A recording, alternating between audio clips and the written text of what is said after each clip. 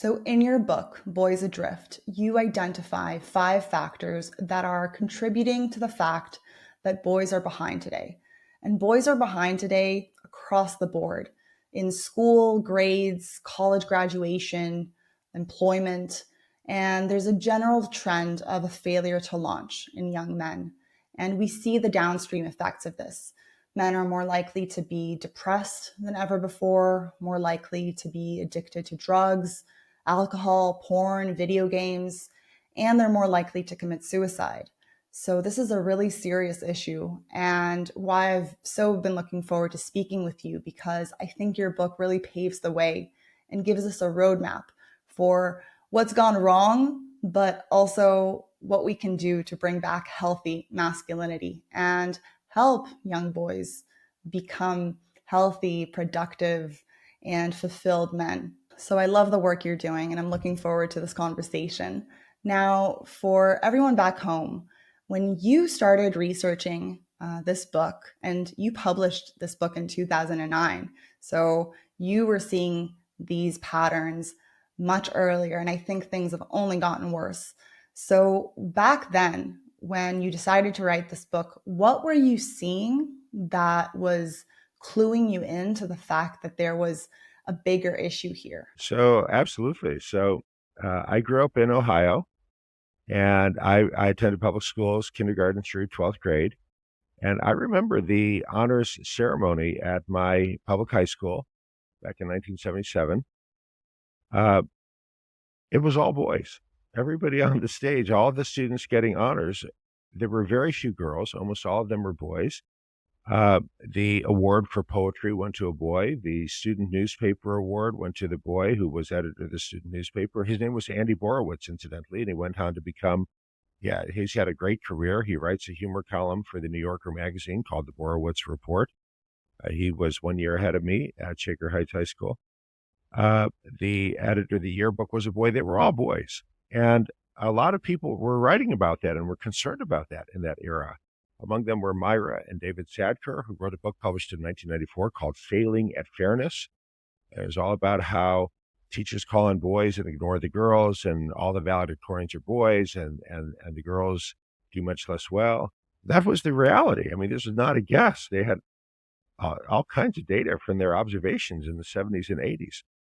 So then I went to undergrad at MIT. I earned my MD and my PhD at the University of Pennsylvania. And I started my own practice, a family medical practice, just outside Washington, D.C. in 1990. And throughout the 1990s, I began to see something which was very strange. I would find families where the daughter was a star and earning straight A's and captain of the varsity soccer team, and her brother was a goofball who was getting B's and C's and failing Spanish. And I thought, my first thought was, geez, what's wrong with suburban Maryland that the boys are such losers? But then as I began to look into it more seriously and reached out to colleagues and spoke to researchers, I discovered that this, and indeed looking back at my hometown in Shaker Heights, Ohio, that in 20 years, from the late 70s to the late 90s, a lot had changed and boys had slipped. Incidentally, throughout this discussion, it's important to keep in mind that this growing gender gap with boys falling behind girls is not happening because girls are doing better. It's happening because boys are doing worse. So I was curious about what was going on. So I wrote my first book, Why Gender Matters, published by Doubleday in 2005. But then I really focused in on the boys issue, and I wrote my second book that you mentioned, Boys Adrift, published initially in 2007. A softcover edition came out in 2009. And then I wrote another updated edition, came out more recently. As I mentioned, the gender gap with boys falling farther and farther behind their sisters, as you said, across a very wide range of parameters, is not primarily because girls are doing better. They're not. It's primarily because boys are doing worse. Let me just quickly give one piece of information along that line Yeah. that illustrates what I mean by that. So way back in 1980, the National Endowment for the Arts here in the United States surveyed a large sample of teenagers, coast to coast, demographically representative, Black, white, Asian, Hispanic, etc. And they asked them, what do you like to do in your free time? And they were especially interested in who's reading for fun, who reports that they read books for fun in their free time. Well, in 1980, girls were somewhat more likely to read for fun than boys were, but only somewhat. It was a small difference. Then more recently, they went back and did the same survey again. Same questions. What do you like to do for fun? Do you read for fun? But the gender gap has gotten much larger. In the words of the researchers who conducted this work, Mark Barline and Sandra Stotsky, they said the gender gap has become a chasm, quote unquote. Girls read, boys don't. That's a direct quote. Reading for fun has become a marker of gender identity. Girls read, boys don't. That's a quote from their report. That's not because girls today are reading more than they were in 1980. It's not. That's not true. Girls today are reading less than they were in 1980, but boys have stopped reading altogether. The gender gap has grown not because girls are doing better, because boys are doing much worse. So Right. as I read more and learned more and spoke to the researchers conducting these investigations, that was the motivation for writing my second book, Boys Adrift. But it was grounded in my firsthand experience as a family doctor, seeing so many families where the girl was the star and the boy was a goofball, which would have been very unusual in the 60s or 70s, but was very common by 2000. And I think you're pointing to something here of, the law of unintended consequences, where we try to push girls ahead. I'm sure that some of the programs, were successful, and we do see more women college graduates. So there are positives, but the unintended consequences were that we really feminized schools. You're implying that a big part of the decline of boys is due to the efforts to promote women. I would say it's because we have created environments for boys that kill their motivation. And it's not so much in pushing girls forward, but it's in creating environments that are much more girl friendly. So that's how I saw it. Yeah. So what I heard a moment ago was very much the argument that Christina Hoff Sommers makes in her book, The War Against Boys. And Christina, I've shared with a podium with her on a number of occasions. She deserves the credit for being really the first person to write about this in a big way back in 2000, and to call attention to the fact that the things had flipped. That just 6 years earlier, Myra and David Sadker had published their book, Failing at Fairness, documenting how badly girls were doing in schools. But that was based on data from the 70s and 80s. Christina published her book, or the first edition of her book, The War Against Boys, in 2000. And she was really the first to call attention to the fact that, hey, that's just not true anymore. Boys are now lagging behind girls. And she asserted that the decline in boys' achievement was due to a conspiracy by left of center liberals led by Hillary Clinton. Now, Hillary Clinton has accomplished a lot in her long career, but she's not that well organized. And the decline of boys is not due to a left of center conspiracy. It's not even due primarily to efforts to promote girls. The evidence just doesn't support that. The decline of boys came about because of a bunch of different things going on. And the changes in school occurred because good people with good intentions put in place policies that had the unintended consequence of disengaging boys. So, one of the 5 factors is changes in the school. Schools have changed a lot compared with 1970. And those changes have had the unintended consequence of disengaging boys. But it was not primarily because of an effort to advantage girls, but as I said, because good people with good intentions put in place policies that had the unintended consequence of disengaging boys. So what are those policies? One example here, right now, we have a lot of snow on the ground in Pennsylvania. And I grew up in northern Ohio, near Cleveland. We get a lot of snow, lake effect snow.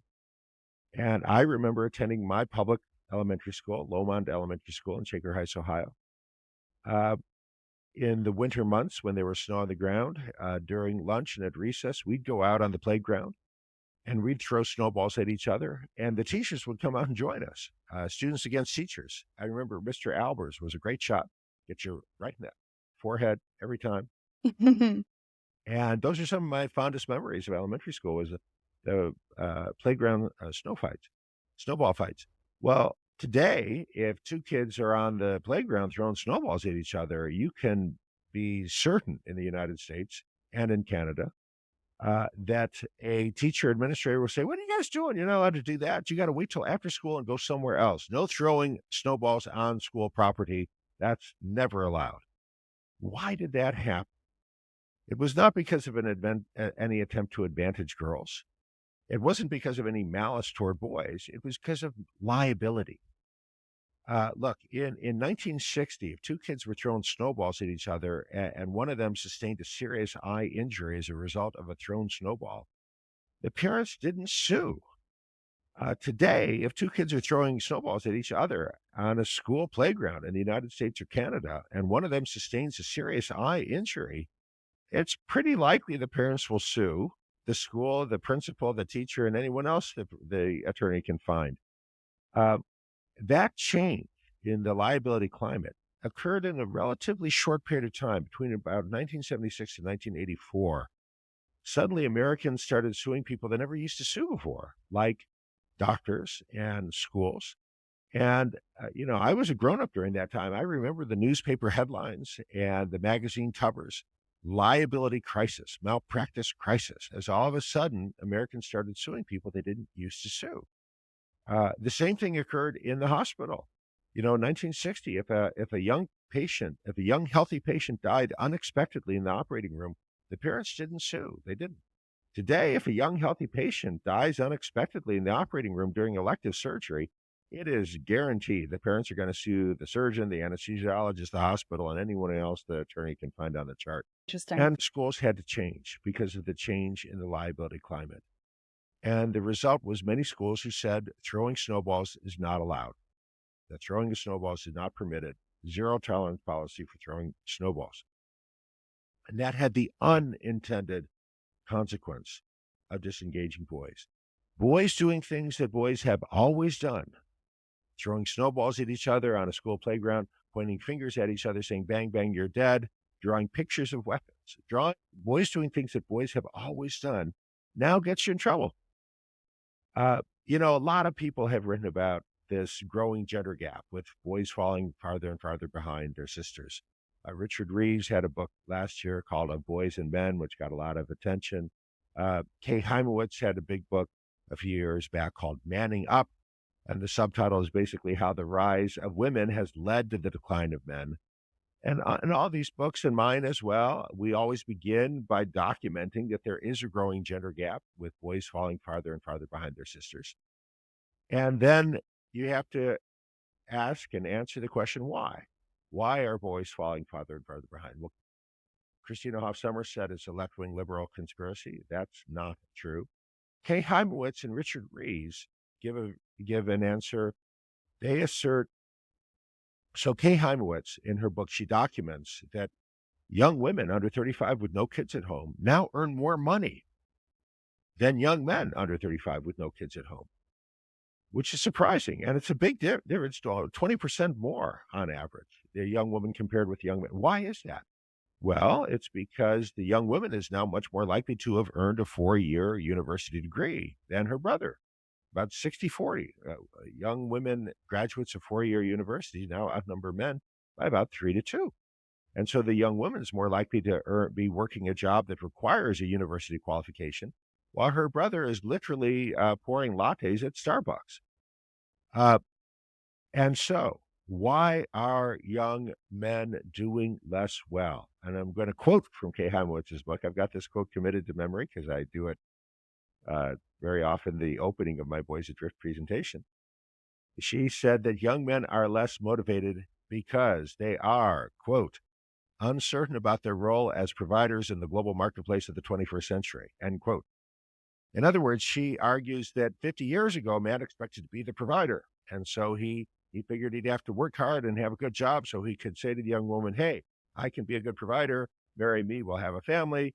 You will lack for nothing, she asserts. And today, boys and young men see the girls are doing as well or better than they are in school, as well or better than they are at the workplace. And so, Kay Heimowitz concludes, young men are uncertain about their role as providers in the global marketplace of the 21st century, and that's why they are less motivated. One thing we all agree on, everyone who's written on this topic, everyone who's written a book on this topic, we all agree that the cause of the gender gap is a lack of motivation, that young men are now less motivated than their sisters. But of course, the question then is, why are they less motivated? So Richard Reeves, Kay Heimowitz say they're less motivated because they are, quote, uncertain about their role as providers in the global marketplace of the 21st century. And I know that they're wrong. They are wrong. How do I know that? Well, unlike Richard Reeves or Kay Heimowitz, I have visited over 500 schools, not only in the United States, but in Canada, Australia, New Zealand, England, Scotland, etc., Mexico. And so I was visiting a school in the United States, elementary school. And of course, I'd worked out with the principal the format for the visit. We were going to start, I was going to talk to the principal in the office, hear about her concerns. Then I was going to visit some classrooms, meet with the students. Then early dismissal, going to lead a workshop for teachers in the afternoon, speak to parents in the evening. So it's the beginning of the day. And I'm first period of the school day. And I'm sitting in the principal's office. And in walks this 7-year-old boy. And then another boy, 8, and I've talked to these boys, first, second, third grade boys. And before long, there's 9 of these boys in the office, all boys. And I pride myself on being pretty good at striking up conversations with 7-year-olds. So I asked him, what are you guys doing here? What happened? We got in trouble. What'd you get in trouble for? Teacher saw me and Jake throwing snowballs at each other before we came in. Another boy says, our teacher said, draw a picture of anything you want. And I drew a picture of a rifle. And I got sent down here because zero tolerance. I said, another boy. He says, me and Brad got in cover. We were pointing fingers at each other saying, bang, bang, you're dead. So then I asked him, what do you guys think of school? School's stupid. School sucks. I hate school. School is for girls. So why don't you like school?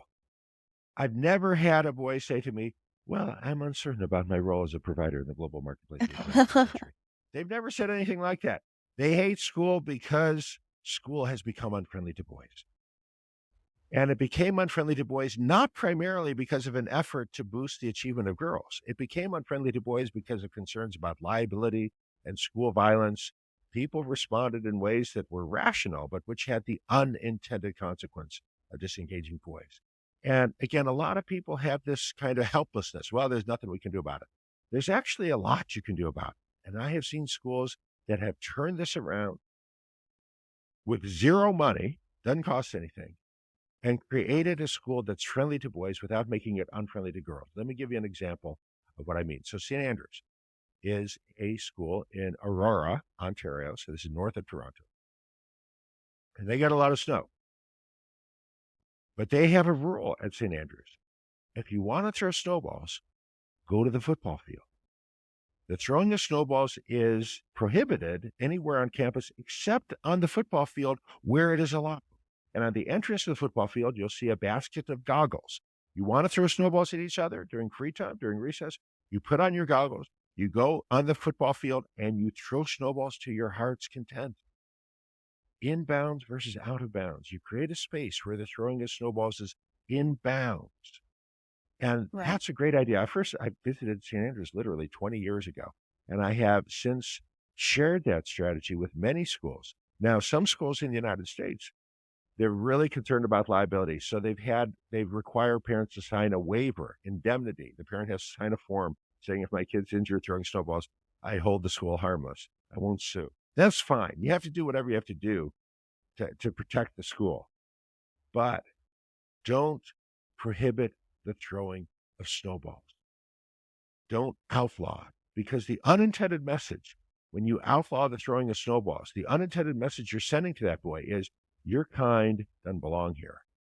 You're not welcome here. That's the unintended message many boys are getting, that School's not for me. And so academic achievement becomes unmasculine. It's another strategy we've learned. Snowball throwing contest. Okay, we just had a big blizzard. So a week from Monday,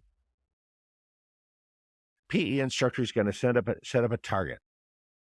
And all the kids, grades 3, 4, and 5, every kid is welcome to sign up, third graders, fourth graders, fifth graders. And we're going to have a contest. You're going to stand 5 feet away, and you get 3 chances to throw the snowball, and you're paired against another student. And whoever hits it more times advances to the next round, whoever doesn't sit down. And at the end of the day, we've got a grand champion. And that's how you begin to change attitude. And the boy who last week said school's stupid now is asking parents for permission to stay late after school at school to participate in the throwball throwing contest. That's how you begin to change attitudes. And when you do this, we found the majority of kids who sign up for the snowball contest will be boys, but you'll get plenty of girls. Some boys will not participate. Many girls will. You can make school boy friendly without making it unfriendly to girls. And these are the kind of little things that cost nothing that can transform your school. I've seen it. I've been involved in it. I can share stories of schools worldwide, actually, that have seen the performance of their boys soar. And I actually took a 5-year sabbatical, 2008 through 2013. I sold my medical practice to my associate, and I spent 5 years just concentrating on visiting schools and sharing this because I was so excited. I was like, hey, we can change this. Look what we've learned. And I met with school leaders and district administrators and elected school board trustees. And it was such a disappointment because nobody was interested. Nobody cared. That's the bad news, is that the good news is, yeah, we have strategies that cost nothing that can turn this around, that can boost the achievement of boys as well as girls. Gender-aware instruction in the co-ed classroom boosts achievement for both boys and girls. But the bad news is nobody cared. Nobody's interested. That's a Indeed, real in shame. many public school districts in the United States and Canada, I will tell you that merely using the words girls and boys can get you labeled as a bigot. And the elected school board trustee will say, hey, we know that gender is just a social construct. There's no reality to the term girls and boys. The only people who use those terms are bigots and Republicans. We don't use those words. We don't say boys and girls line up. We say scholars. Would you please line up? Right, We don't comrades. use the term. We don't use the term boys and girls. So very little interest in public schools in North America in gender aware anything, in making school friendly to boys. You brought up so many really important points here. First of all, we're going back to this word motivation. And I think it's really important because what you're talking about of the fact that so many public schools are gender blind, as they like to call it, right? They like to equalize and neutralize gender.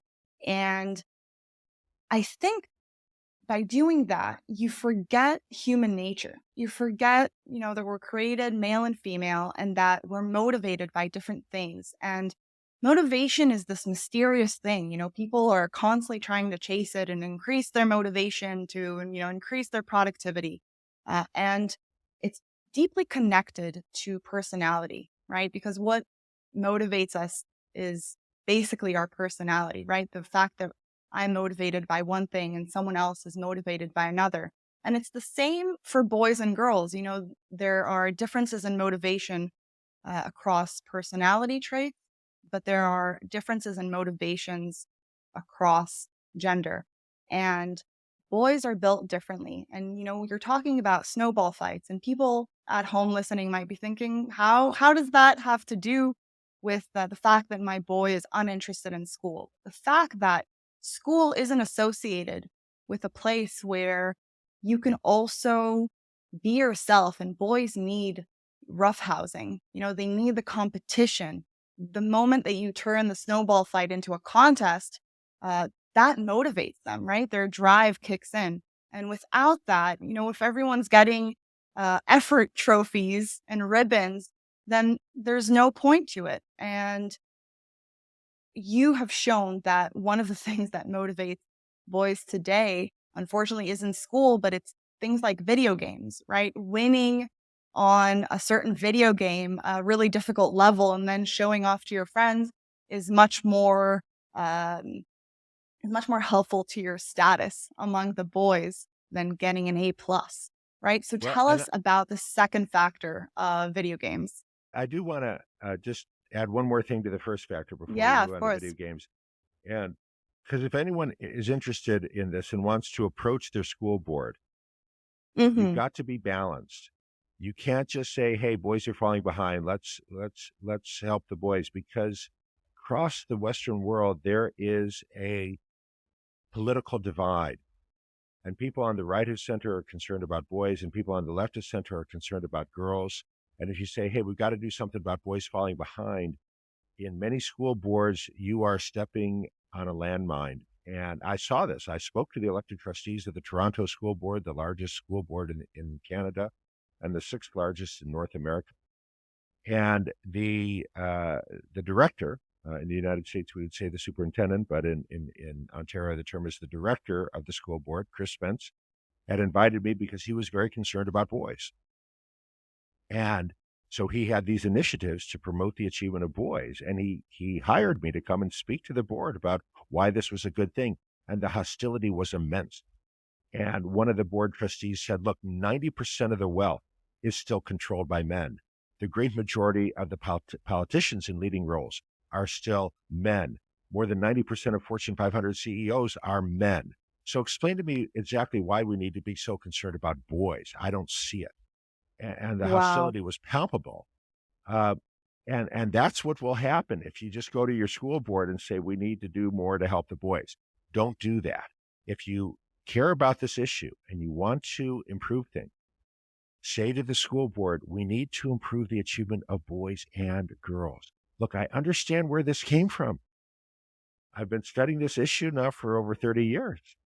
Uh, Look, girls were disadvantaged and remain disadvantaged in subjects like physics, computer science, and engineering. And so 30 years ago, there was a notion, hey, let's pretend that gender isn't a thing. And that will boost achievement for girls. It didn't work.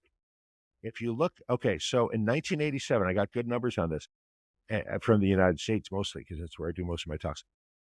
So in 1987, you look at what high school students took the advanced placement exam in computer science. And you find in 1987, it was 66% boys, 34% girls. Last year, who took the advanced placement exam, because there's more than one, but who took the high level advanced placement exam in computer science, it was 80% boys, 20% girls. So on that parameter, what proportion of high school students taking the AP exam in computer science are female? We've lost ground. We've gone from 34% in 1987 to 20% last year. The best way to get girls excited about computer science is different from the best way to get boys excited about computer science. If you Right. ignore that, if you pretend that gender doesn't matter, you disadvantage girls as well as boys. The best way to get boys excited about Emily Dickinson and Jane Eyre is different from the best way to get girls excited about Emily Dickinson and Jane Eyre. If you ignore that, you end up with boys who think Emily Dickinson and Jane Eyre is for girls. If you understand gender differences, you can break down gender stereotypes. And you can have more girls excelling in computer science and in AP physics. You can have more boys excelling in English and Spanish and poetry. So if any of you are interested in trying to break down the stereotypes and improve outcomes for both girls and boys, and you want to approach a school board, you've got to make it balanced. You can't just go in there and say, "We're worried about boys," because you will fail. That's been my firsthand experience. I think a lot of parents today are also looking at alternative solutions for schools because of the ideology that has creeped in the last years, and this general coddling where, a child who's, I don't know, 5 years old got a boo-boo at school, and then the parents get this full report of, all of the events that took place. A few words for parents. Yeah, choosing the right school for your son. A good place to start is, who are the high achievers? Ask to see the honor Mm-hmm. roll. The honor roll should be roughly 50-50. If the honor roll is 90%, 80% girls and 20% boys, that's a school that is unfriendly to boys. That's a school where boys regard academic achievement as unmasculine. You're looking for a school where boys are as motivated to achieve as the girls are. There's plenty of schools out there that can meet that criterion, but that's a good, on a one day visit to school, how do you determine if this school is boy friendly? Will my son thrive here? Ask to see the honor roll. Who are the students achieving academic honors? There is no innate difference in intelligence between boys and girls. Boys are just as capable of doing well as girls are. They have to be motivated. Does the school understand Right. how to motivate boys? Is the school friendly to boys? Look at the honor roll. That's a good place to I start. think also another thing to look at is, are there any male teachers? That's another factor where Yeah, I more don't and more agree with you. teachers are no, I don't you agree don't with see you. that? I don't agree because I have seen schools where all the teachers are women and the boys excel. So Richard Rees, in his books of Boys and Men, he's really big on that, but he presents no evidence to support his claim that more male teachers will boost achievement for boys. Maybe boys don't need male teachers, but you would agree that they need some sort of male role model. And if they don't have that in their vicinity, it's going to be Yeah, very that's difficult. the fifth factor, and I hope we'll get to Right. So that. we'll get to that. But it doesn't have to be a teacher. I have seen many schools where all or almost all of the teachers are women and the boys are thriving. The boy needs a school where the leaders know how to create a school that's friendly to boys. Women can do this. Some of the best teachers of boys are women. Some of the best teachers of girls happen to be men. And some of the men who choose to teach elementary school are not what you would call manly men. That's There's been an exodus of men out of elementary education. There used to be more teachers in elementary school than there are now. Uh, and just because a man is a man doesn't mean he's a boy friendly man. He may be a gender atypical man. And some of these men who are kindergarten teachers were themselves bullied and victimized by other boys because they didn't like football. They'd rather dress up in a sparkly uniform and do ballet. And now they're teaching kindergarten, and they are not gender typical men. That's an And they interesting are not point. at all comfortable with boys throwing snowballs because those boys remind them of the boys who victimized them. That male teacher had snowballs thrown at him by the bullies when he was 12. So just bringing more men into the classroom is not the answer, and it's not necessary. We can create boy friendly schools with women. I've seen it done. Yes, yes, absolutely. I definitely agree that it doesn't have to be a man, but we just need to understand what boys need, and that women can create that kind of environment too. But it definitely needs to be friendly to the emerging masculinity in boys. Yeah. So on video games, which is Yes. where most boys are turning today, what's going on there? Yeah. Are video games good? Do you have anything good to say about video games in terms of developmental health? And why are so many boys turning to these games late at night instead of Yeah. doing anything else? So when I speak to parents about Boys Adrift and the five factors, and we come to video games, the first thing you need to do, I found, is to help the parent to understand what a modern video game is. Because a lot of parents, when they think about video games, they're thinking about Pac-Man. Uh, they're thinking about the games that they might have played 20 years ago, uh, and they are clueless. And I say, you got to watch a skilled teenage boy playing one of these games. The parents have never heard of RDR2. So RDR2 stands for Red Dead Redemption 2. is huge. Okay, so Avatar, for example, the movie Avatar, the most successful movie, earned more money than any other movie in history. Uh, uh, Earned almost $300 million in its opening weekend. Excuse me, it earned almost $300 million total. Uh, RDR2 earned over $600 million in its opening weekend. In other words, in terms of dollars earned, RDR2 is way bigger than Avatar, the most successful movie ever. But most parents haven't even heard of it. You don't understand what it is. It is a life. So you are Arthur Morgan. You're playing in the West in 1899, the Western United States. Very peculiar period as the Wild West is kind of transitioning to being law and order with police and things like that. And and and you can steal a horse, but then how you treat the horse. You know, if you're nice to the horse, it'll be nice to you. If you're mean to the horse, it's going to run off. Uh, and everything you do is kind of, you could go into a bar which is absolutely authentic, created with the assistance of historians down to the tiniest detail. And you can play a game. You can play darts, and it's a great dart game. You can spend hours just playing darts against other men in the saloon. And it'll take, but if you're focused and concentrated on achieving the missions, it's going to take you about 40 hours to achieve all the missions. And when you accomplish that, it's a tremendous sense of achievement. And if you are the first in your group of friends to achieve that, that will greatly raise your status in the eyes of other boys. If you get an A and instead of a B in Spanish, you probably don't even want the other boys to know that. So it is a world of achievement. And if you work hard, you can win. So PlayStation had an ad a few years back where the actor is speaking directly into the camera saying, "Who are you to be ordinary? Who are you to be average? You are called to be great." Wow. And then he charges into the PlayStation world, and things are exploding, and you, whose name should be spoken in odd tones and feared whispers, and you know, be great. And so many boys have this desire to be the greatest, to be, you know, everyone wants to achieve. I talk in Boys Adrift about the will to power, Hmm. phrase coined by Nietzsche, der Wille zum Macht. And yeah, everyone wants to be in charge. Everyone wants to be number one.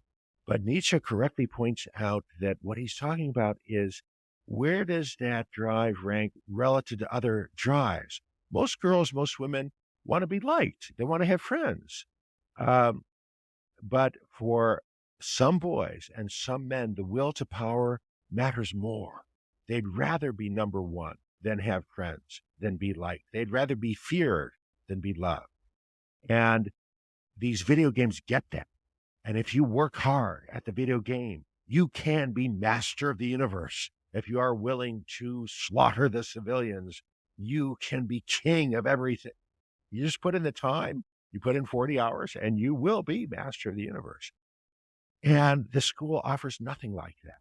They don't even have a concept of what boys want, many of them. And so motivation has shifted away from the real world of the school and the workplace to the virtual world of the video game. And that's what parents don't understand, that the danger of the video game is that it shifts motivation. So very quickly, I'll give you a story, true story. Uh, Mom confronts her son and says, "You know, what's the story here? Uh, you're not working. You don't have a real job. I want you to go see Dr. Sax." So he was not happy about that. So, I'm trying to set up a conversation, start a conversation with his boy. I said, "Tell me about yourself." He said, "I'm level 120. Do you have any clue what that means?" I said, "Yeah, I believe that's a reference to World of Warcraft. It means that you have reached level 120 in the online multiplayer video game World of Impressive. Warcraft." He said, "It means I'm the best there is." There is nothing beyond level 120. I'm guild master. Do you know what that means? I said, yeah, I believe it's another reference to World of Warcraft. It means you're master of a guild in World of Warcraft. He said, I'll tell you what it means. It means there are people in Johannesburg, South Africa. There are people in Singapore. There are people in Liverpool, England, who worship me because of what I've accomplished in the game. I said, yeah, but in the real world, if I'm not mistaken, you're 32 years old, you live in your parents' basement, and you don't have a job. He said, okay, so I hear what you're saying. You're saying that accomplishment in the meat world is more important than accomplishment in the real world. I said, okay, well, if by the meat world you mean the real world, yeah, I think that's a pretty fair statement of my position. It was not a productive conversation. As near as I can tell, and I'm not only a family doctor, I'm a PhD psychologist, but as near as I can tell, this boy is perfectly happy in his cocoon with his 55-inch flat screen and his 400-watt subwoofer. He told me when the mortar round lands nearby, books will fall off the bookshelf because the subwoofer is that powerful. The room will shake. Um, Wow. he's perfectly happy. His parents are freaking out. The parents are like, he has no skills. He has no skills. I bet. And what's going to happen when we're gone? He literally, he's living off of, he's completely parasitic on us. But he doesn't care. He's perfectly happy. So I say to parents of teenagers, don't think he's going to grow out of this stage. Because I'm seeing men in their 30s who are perfectly happy spending their lives in front of a screen because the screen is that good. So that's so interesting. I used to play World of Warcraft when I was, I don't know, 13, 14, 15. And I loved it. I would, on the weekends, just wake up with a bowl of cereal in front of the computer screen and, play for hours. But I outgrew it. And at some point, it really didn't have a hold on me anymore. It wasn't interesting anymore. And what you're saying is that some of these young men don't grow out of this, right? Girls outgrow it because most girls want Hmm. connection in the real world more than they want to be Exactly. guild master. But many boys are perfectly happy, and the games have gotten so good and so fast that for many boys, they get that sense of achievement Yeah, I from still beating remember video games. Guildmaster is an impressive feat. So I understand. I understand where he's coming from, but it really is a replacement for, you know, progress and growth and Mhm. feeling like a man and feeling like you matter and like you're significant and like you're high status and that people respect you. It's Again, in amazing Boys how, Adrift, yeah. we've got lots of research on the effects of playing video games. And I'm not saying you need to prohibit it for most boys, but you do need to limit, govern, and guide what your kid is doing online. And again, the evidence is very concrete. No more than 40 minutes a night on school nights, no more than an hour a day on weekends, and your minutes do not roll over.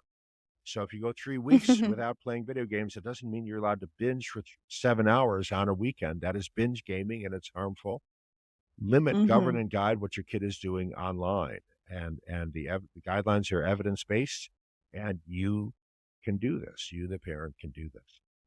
Right. And there's another factor here of, boys playing into the night and their parents aren't aware and then they're sleep deprived and then Yeah. they can't focus. Yeah. So no video game console in the bedroom. The video game console needs to be in another room of the house, and the parents need to lock it down after 9 o'clock at night so that kids can get a good night's sleep. And as a family doctor, mom brings her son into the office. Another quick story. Mom brings her son into the office. He's been to the child and adolescent psychiatrist who's diagnosed him with attention deficit disorder, put him on Vyvanse. But now the kid's got no appetite and he's got palpitations. And mom wrote an article she saw an article I wrote for the New York Times about the dangers of the medications. So she brings him to me for a second opinion. And I say to the mom, I say, does your son get plenty of sleep? And she said, oh, yeah, we make sure he's in his bedroom 9 o'clock at night, the latest, wake him up at 6 o'clock the next morning. So that's 9 hours. That's plenty, isn't it? And I say to the boy, do you have a video game console in the bedroom? He says, yeah. And I said, what were you playing last night? GTA, Call of Duty. How late were you up? Oh, like 1:32. He's going to bed at 2 in the morning. He's trying to get up at 6. He is sleep deprived. Sleep Right. deprivation perfectly mimics attention deficit disorder of the inattentive variety. There's no Connor scale. There's no questionnaire that can distinguish the kid who's sleep deprived, who's not paying attention because he's sleep deprived, from the kid who's not paying attention because he truly has ADD. And the mom's like, yeah, but the Adderall, the Vyvanse was so helpful. Yeah, well, what's Adderall? What's Vyvanse? They're amphetamines. They're speed. They compensate for the sleep deprivation. Yeah, he's doing a lot better on the amphetamines, but the appropriate remedy for sleep deprivation is sleep, not Schedule II amphetamines. And he's sleep deprived and he's taking amphetamines and he's jittery and has no appetite and palpitation. Get the video game console out of the bedroom, lock it down after 9 o'clock at night. And he was able to wean off the amphetamines. He's doing fine. Your job as a parent is to make sure your kid's getting a good night's sleep. That means no devices in the bedroom. At 9 o'clock or 9:30 at night, the very latest, you take the phone, you take the video game, and there's no video game console in the bedroom. You take the phone from your kid and you shut it down and you put it in the charger, which from now on will be in the parent's bedroom. This has to be your call. And the same goes for girls as well. No phone in the bedroom, because I can tell you as a family doctor, many families now with good parents, and by good parents, I mean parents who love their kids. Nevertheless, boys staying up past midnight playing video games, girls staying up past midnight scrolling through TikTok. And both these kids are sleep deprived. This has to be your call. It is not reasonable to dump this choice, whether or not to have the phone in the bedroom, in the lap of your 14-year-old. What's he supposed to say tomorrow in school when his friend says, hey, I texted you last night at midnight. How come you didn't answer? Is your 14-year-old supposed to say, well, researchers have found that sleep deprivation in adolescence is a major risk factor in the etiology of both anxiety and depression? That's ridiculous. You can't expect a kid to talk that way. You have to allow them to say, hey, my evil parents take my phone every night at 9 o'clock. Won't they have it back to the next morning? It's your job. And again, this is a major focus of my book, The Collapse of Parenting. Because many parents now are like, one parent said to me, I said, you got to take your daughter's phone at 9 o'clock. And the daughter said, yeah, I hear what you're saying, but she'd totally freak out if I took her phone. I can't do that. Parent unable to do their job. It's not reasonable in this culture in 2024 to expect your kid to say, no, I'm going to surrender my phone voluntarily because I don't want to be disturbed in the middle of the night. That's not happening. The parent has to exercise some authority, but a growing number of parents are unwilling, unable to exercise their authority. That's the focus of my book, The Collapse of Parenting. And I think you're touching on an important point here where a lot of parents today are trying to be their child's friend, and they're really afraid of using any authority. So what do you think about that? So in The Collapse of Parenting, I have a chapter titled Enjoy, about the importance of doing fun stuff together with your kid. But don't be confused about your role. You're not the best friend, you're the parent. A best friend cannot command. A best friend cannot say, I won't allow you to eat ice cream right before supper. Only a parent can do that. A best friend cannot say, I'm taking your phone at 9 o'clock so you can get a good night's sleep. A friend cannot do that. There's any number of kids out there who can be your kid's best friend, but they cannot be the parent. That's your job. And you can't be confused about that. Over my career as a family doctor, I've occasionally, on a few occasions, a handful of occasions, been involved as a consultant or healthcare provider in a handful of cases of sexual assault. In one case, my only role, ER called me after midnight about a patient I knew well, a 15-year-old girl who was in the ER. She had been sexually assaulted. But they weren't asking me to admit or even to consult. The mom was hysterical, and they were asking me to come in and talk to the mom at her request. She'd asked for me. So I came in to talk to this mom in the consultation room adjacent to the ER. And when I came into the room, the first thing she said, I knew I shouldn't have let her go. It was a frat party at the college. She's 15 years old. I knew I shouldn't have let her go. And of course, you want to shake mom and say, well, then why'd you let her go? But I Right. didn't say that because I knew the answer. She wants to be her daughter's best friend, and a friend cannot command. Uh, I shared this story when I spoke to parents in Tampa, Florida. And afterwards, a mom came up to me and she shared her story. Her daughter, 14 years old, came up to her and said, "Hey, mom, guess what? Uh, we're all going to Cancun for spring break." Uh, and mom looked at her phone. She said, "Why, I can't get away that week. I'm busy." And her daughter said, "I didn't say you're going. We're going, me, the girls. We're all going to Cancun for spring break." And mom said, "You're 14 years old and you're going to Cancun, Mexico? Yeah, I don't think it's safe. That's where the college kids go for spring break." And her daughter said, "No, it's totally safe. We'll stay together. We'll have our phones. It'll be fine." And mom said, "No, you're not going." And she told me her daughter exploded, started screaming at her, shouting, saying, "I hate you. I hate you. You're going to like totally ruin my whole life."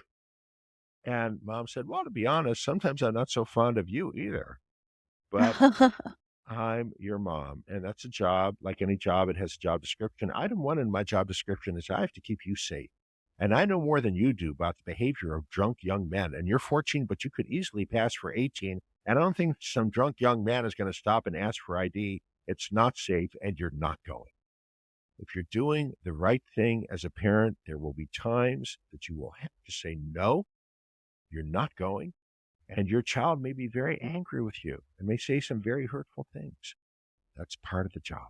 Absolutely. And, speaking of teenage girls for a moment, they can be particularly emotional and explosive, and it's a difficult time. And it's important to help them navigate, the mood swings, but also let them explode, and if you are protecting them from something that could be very dangerous, very harmful, and they're having a very severe emotional reaction to you saying no, that will pass.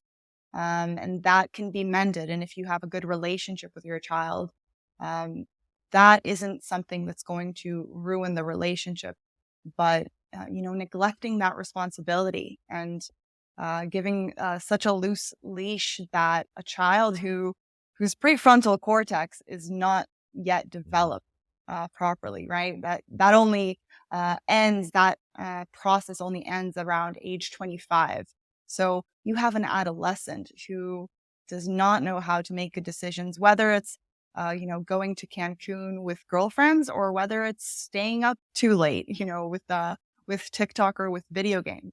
So I really do like this message where parents can and should be more involved and put their foot down where they think that the the popular culture isn't serving their child best, because I think that's also an issue that we see today.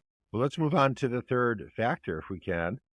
Um, Of so, course, of course. so again, as a family doctor, I have been seeing over the last 30 years this growing proportion of boys on medications for attention deficit disorder. And reading the literature, we now have 18 different studies showing that these medications, Adderall, Vyvanse, Ritalin, Concerta, Metadate, Focalin, Ditrano, they damage the motivational center of the brain, the nucleus accumbens.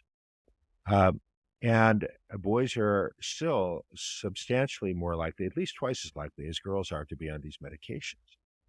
Um, so I was speaking to parents, doing the Boys Adrift talk where we go through each of the five factors. And I was sharing this research showing that these medications, the most popular medications prescribed for ADD, Adderall, Vyvanse, etc., damage the motivational center of the brain. And during question and answer, a father said, he said, "I'm sorry, Dr. Sachs, I really have trouble with this claim you're making that these medications damage the brain." He said, "Look, if there was any truth to that," and I interrupted him. I said, "If there was any truth to that, you would have heard about this before. By someone with better credentials than me, I'm just a family doctor.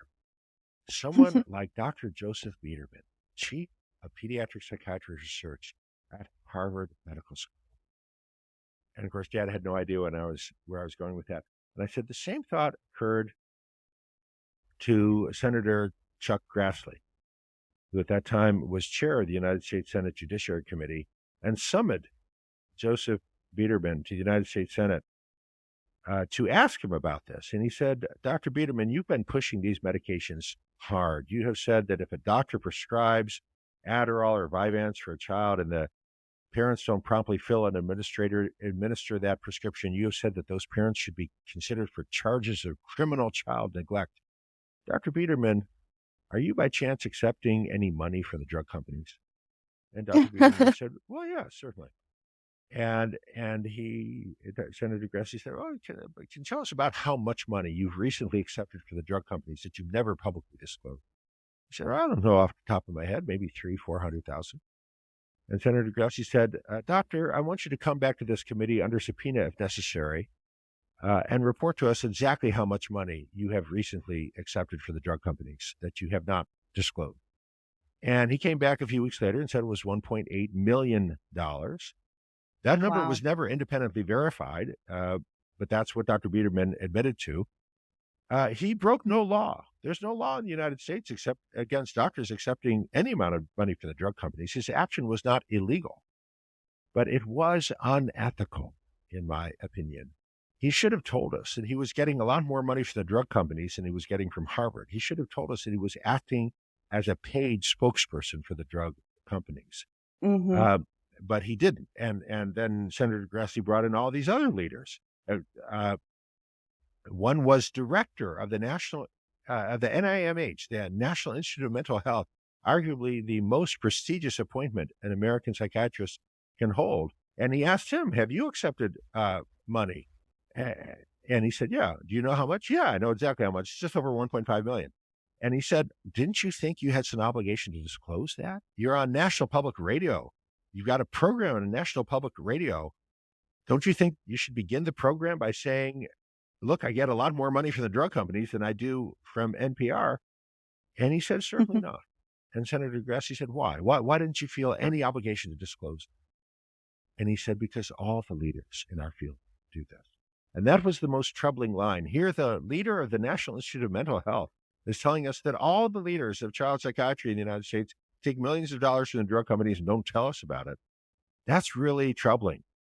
Uh, Right. um, Another kids in word for that is corruption. well, kids in the United States are much more likely to be on medication for ADD than kids elsewhere. A kid in the United States is 14 times more likely to be on medication for ADD compared to a kid in England. And I present those numbers with the breakdown in my book, The Collapse of Parenting.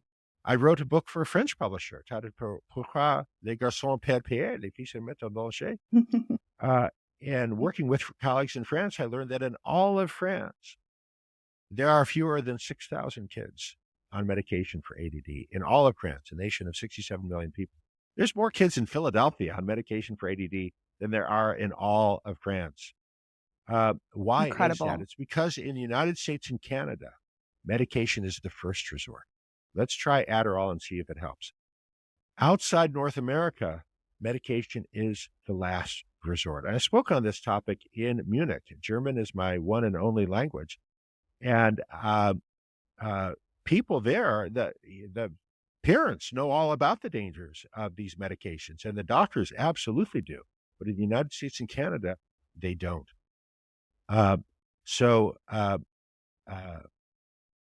in this country, in the United States and in Canada, medication is the first resort. If your child is diagnosed with ADD,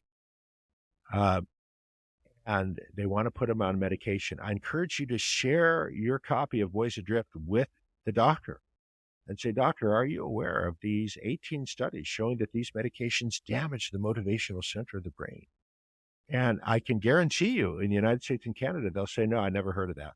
I was at a CME conference at Harvard and they never mentioned it." Well, yeah, uh, led by the renowned Dr. Joseph Biederman, who died recently, and he's still on the Harvard Medical School website. There's no mention of his death, and it still refers to him as the renowned Dr. Joseph Biederman, with no mention either of the fact that he's dead or the fact that he accepted millions of dollars from the drug companies that he never disclosed. Most Canadian doctors are not aware of this research. Medication should be the last resort, not the first resort, because these Absolutely. medications are dangerous. Absolutely. I think a lot of parents don't realize how severe, how intense these drugs are. And, I would just suggest to parents who are thinking of putting their children on ADHD medication, try a pill yourself and see how you like it, how you feel, and how much of a speed it is, No, a I stimulant. think that's terrible advice, and I'll tell you why it's They'll terrible. like it? Oh, Why? it's terrible, terrible advice because it's very likely the parent will say, "Well, this is great. I got to get some of this stuff." No, I have a hard time believing that. So I had the privilege of speaking at Harvard at a conference titled "Learning and the Brain." And my talk was on why gender matters, sex differences in the brain, and how those sex differences inform best practice in the classroom. And I wish I could tell you that my presentation was the buzz of the conference, but it wasn't. The presentation everyone was really excited about was by Dr. John Gabrielli from MIT, who somehow got permission to give Adderall, an ADD medication, amphetamines, to normal kids and to withhold medication from kids with severe ADD, and then studied how well kids learned in both groups, normal kids on Adderall and kids with ADD off medication. And he found that the medication boosts achievement, boosts attention, boosts concentration and focus in normal kids more than it does in kids with ADD. These medications are more helpful for kids without ADD than they are for kids with ADD. That's an immensely important finding for a number of reasons. First of all, for many years, the drug companies have been claiming that these medications are specific, that they're more helpful for kids with ADD than for kids without ADD. They never had a shred of evidence to support that, and we now have very good evidence that that's not true. These medications help normal kids, kids without ADD, as much or more than they help kids with ADD. And here's the other reason it's so important. So often, I have done a formal evaluation of a child, and I've said to the parents, look, your kid does not meet the 5 criteria for ADD, doesn't even come close. He does not have ADD. And the parents will say, yeah, but the other doctor gave him Vyvanse, and it was so helpful. It really helped. It really boosted his achievement. The parents are interpreting the response to medication as though the response to medication had some diagnostic significance. This medication, Right. Adderall Vyvanse, was prescribed for ADD. It was very helpful. Teacher called first day and said, wow, what a difference. I'd had no idea Justin was so clever. It was clearly immensely helpful. Therefore, he must have ADD. It was prescribed for ADD. It helped. Therefore, he's ADD, right? Wrong. The research by Dr. Gabrielli and many others now shows that's not true. These medications help kids without ADD as much or more than they help kids with ADD. They help them concentrate and focus. They boost their achievement in the classroom. They compensate for the sleep deprivation. They're uppers. They make you happy. What's not to like? Why not put all the kids on medication? Well, the reason not to put all the kids on medication is because these medications damage the motivational center of the brain. And look, if a kid truly has ADD, they're going to need a medication. There are safer medications like Wellbutrin, Strattera, and Tuniv, which I explore and talk about. Why are they not more widely used if they're safer and they're effective? Well, I'll tell you why. So, kid comes to me, yeah, he truly has ADD. He's not just sleep deprived, he truly has ADD. He's going to need our medication. Let's start Strattera, 18 milligrams. After a month, no improvement. Okay, let's bump it up to 25 milligrams. Another month, still no improvement. Okay, let's bump it up to 40 milligrams. At this point, the parent says, hey, Dr. Sax, your medication has done exactly nothing, hasn't been of any value after 2 months. The other doctor could put the neighbor kid on Vyvanse, and he was doing much better on day 1. These medications are much less popular because they are slow. They take months to start working. They have to be titrated up over a period of months. Vyvanse, you take it, first dose Monday morning, Monday afternoon, you get a call from the teacher saying how great it is. That's the main reason they're not well known. If doctors are not aware of the risks, why not prescribe the medication that works on day 1 rather than the medication that takes 3 months? If doctors are aware of the risk, I can say to the parent, yeah, I know Vyvanse is going to work off overnight, and this won't. This is going to take months to kick in. But this medication will not damage the brain in the way that Vyvanse, Adderall, Concerta, Metadate clearly do. And then the parent's fine. they're not aware of the dangers. And that's why I tie these points together, why the corruption, to use your word, it's a strong word, but I think it's warranted, why the corruption uh, led by the drug industry in this country, and I don't primarily blame the drug industry, I blame the doctors. Look, if a drug company offered me $1 million, I would take it. I'm not, but I would be honest about it. I would say, look, most of my money's coming from the drug companies. I'm a spokesperson for the drug company. And make your case. You can make your case, but you need to be honest about where the money's coming from. These doctors were not honest. That's the problem. I do just want to say about the ADHD medication that, you said that it makes people happy. And that's definitely true at the beginning. But the issue is that over time, it zaps any motivation that you feel off it. And it wears off, the withdrawal effects that you feel every day in the evening. That's are all really true. destructive. But I was pushing back when you said to parents, try it once. Trying it once is a bad idea, because that first time you take it, you'll be you'll be like, whoa, I got so much energy. This is great. I'll tell you what I'm thinking. When you are talking to parents of a 5-year-old, that their 5-year-old is a little rowdy and the school is telling them, put the child on ADHD medication or he's expelled. I think that a parent of a 5-year-old who takes this drug and feels like they're on cocaine for 6 hours will think again whether their 5-year-old needs that drug on a daily basis, even if it felt amazing. There's certain things that children do not need to be exposed to. And that kind of psychiatric medicine really, really affects brain chemistry and has long-term effect on these systems, as you said. So yes, let's move on to the fourth factor, endocrine disruptors, which you have shown are really having significant hormonal changes in boys and men. So what are you seeing? Yeah. So we've got a lot of research, which I cite in that chapter of Boys Adrift, showing that sperm counts have dropped by roughly half across the developed world over the last 50 years. Testosterone levels have fallen dramatically. As recently as 1996, only about 4% of young men, men in their 20s, met the criterion for hypogonadism. Hypogonadism means testosterone level in a man less than 300 nanograms per deciliter. But the latest research shows that more than 20% of men now have testosterone levels less than 300. So a quintupling in less than 20 years was that study. Testosterone levels have declined greatly. And why does this matter? It matters because men rely on testosterone for motivation.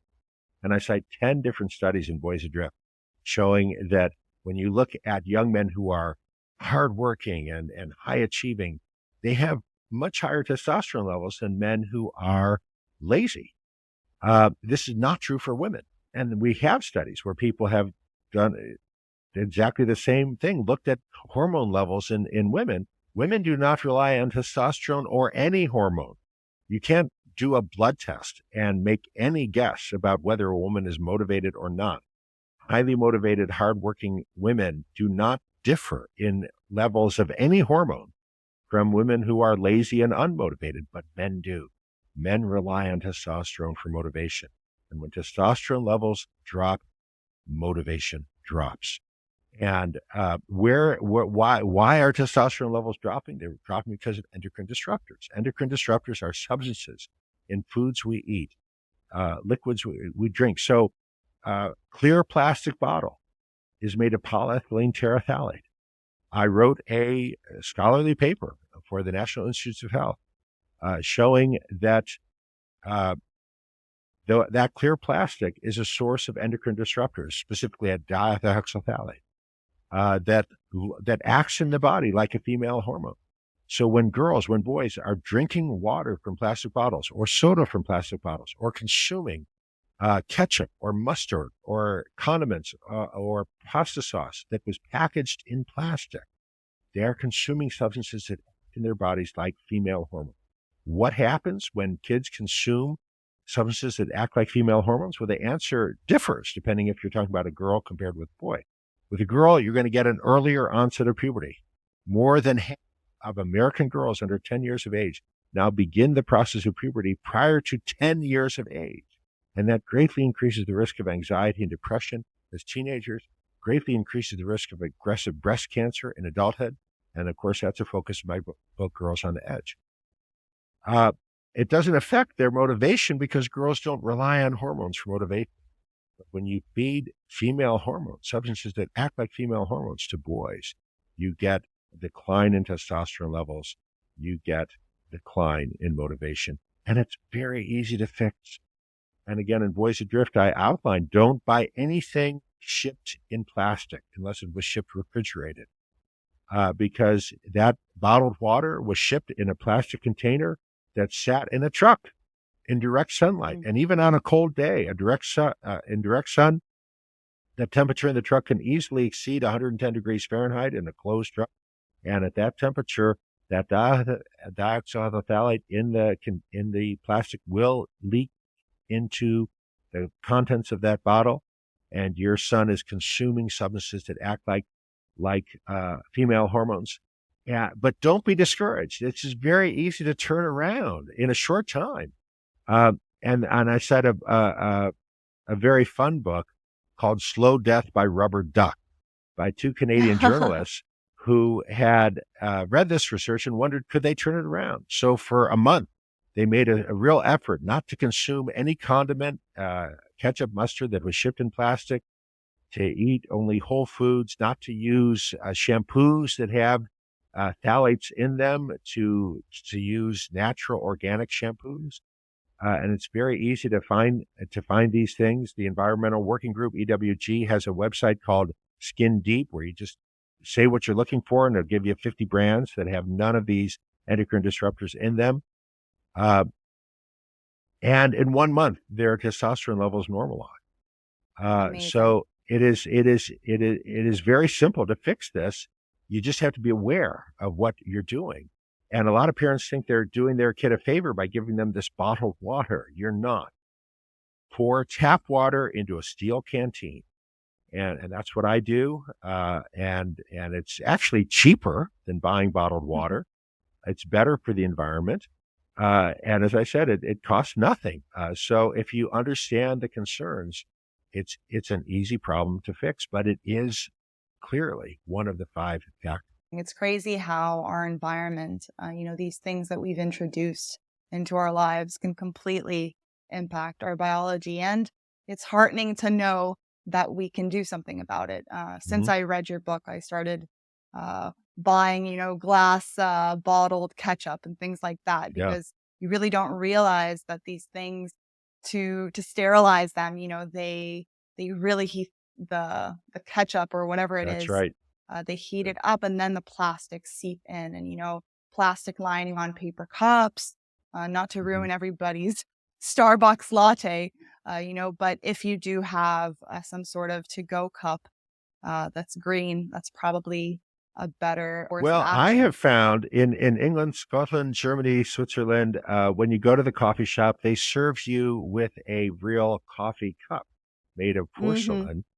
It's in the United States and Canada that you always get these plastic cups. So the last factor in your book focuses on forsaken gods, right? The revenge of the forsaken god. Exactly. And as forsaken gods do, you can't forget the gods without them, coming back with a vengeance.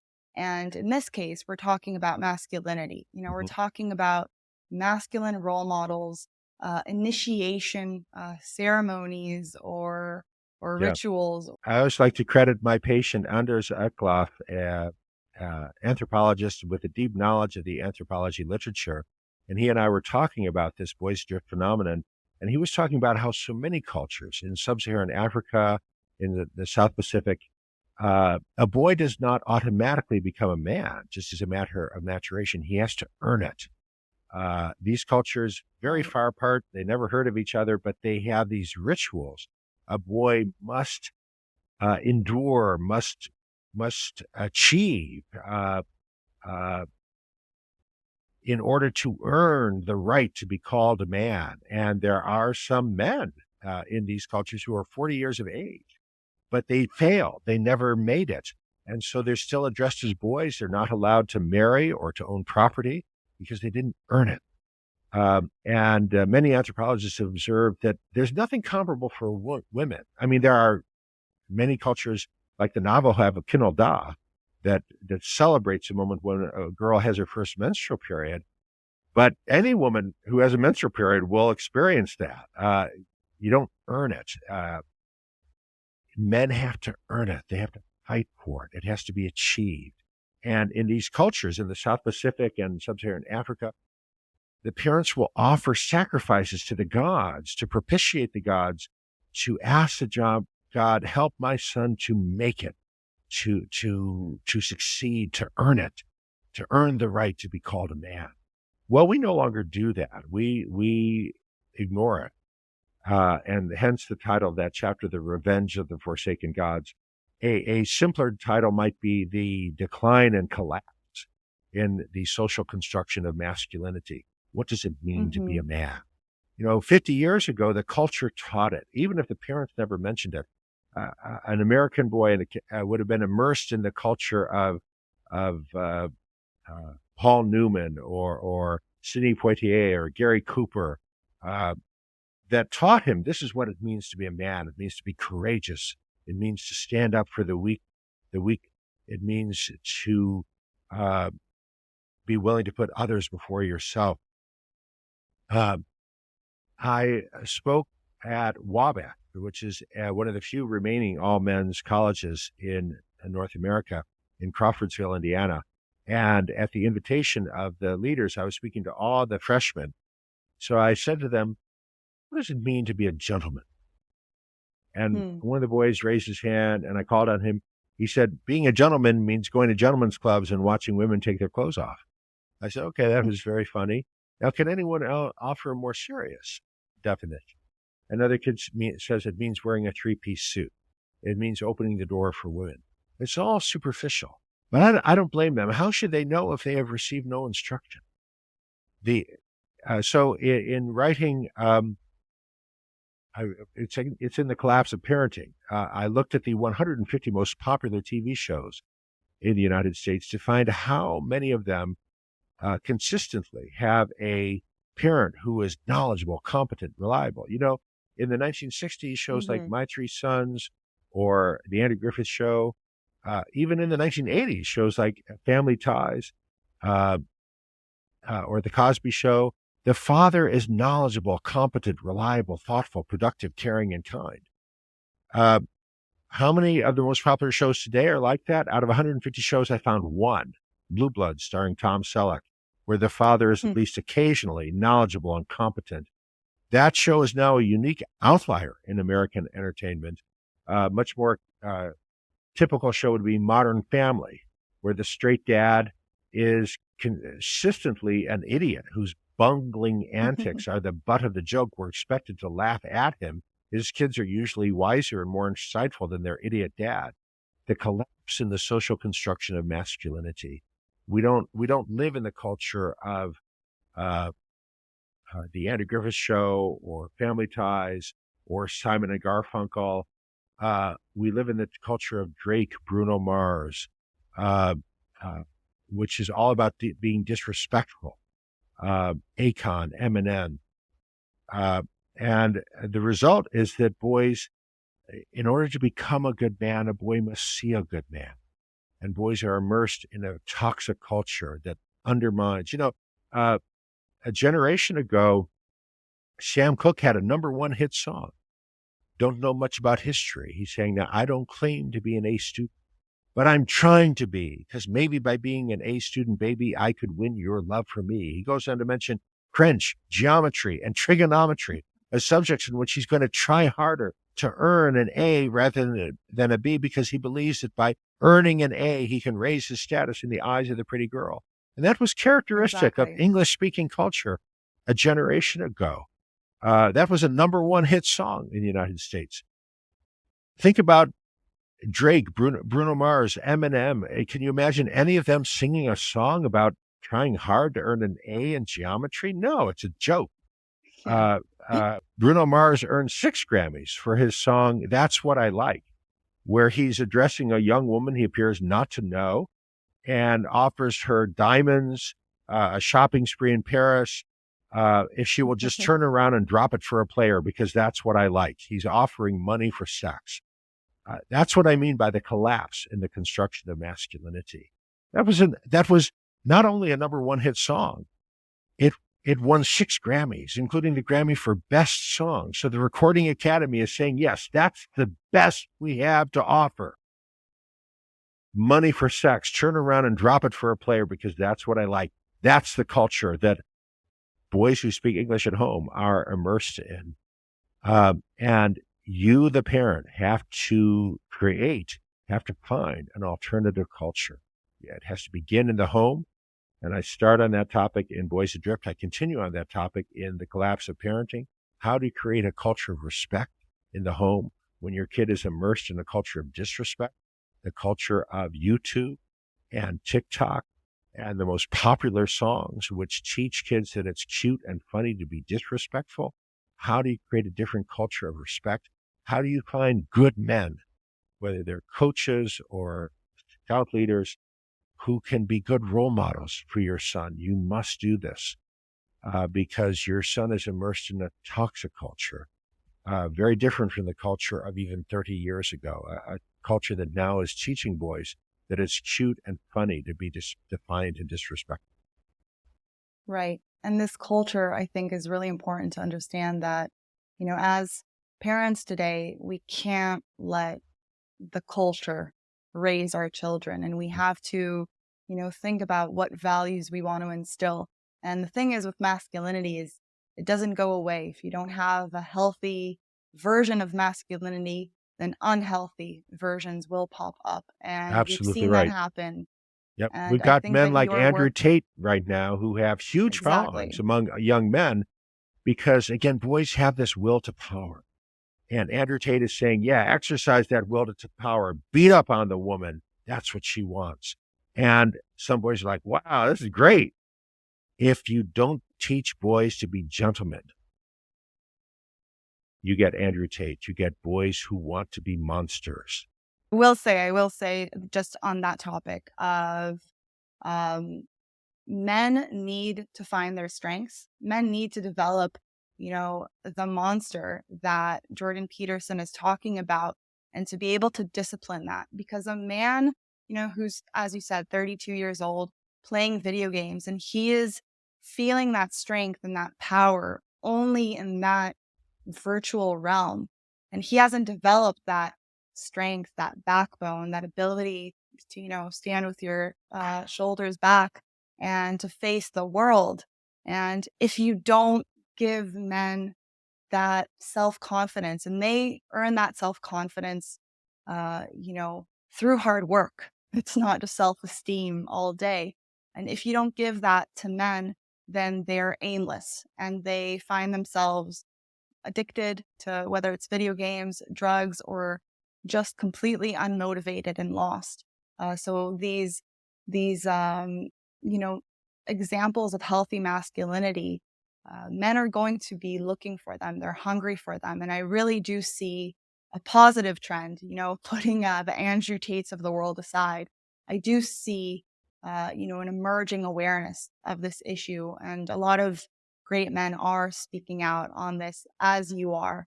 And just to wrap up, where can people find more of your work, more of your great books? Where should they go look to find you? I'd ask that you go to my website, leonardsax.com, leonardsax.com. And there you'll find links to all the essays I've written, all of which are available at no charge. And you can also email me through the website, and I do try to respond to every email I get. And you'll also find lists of all the workshops that I offer for schools on Boys Adrift, on creating a boy-friendly school, or why gender matters, gender-aware instruction in all the content areas. So leonardsax.com. I hope you take a look, and I hope we'll be in touch. Wonderful. Thank you, Leonard, so much. Thanks again for inviting me.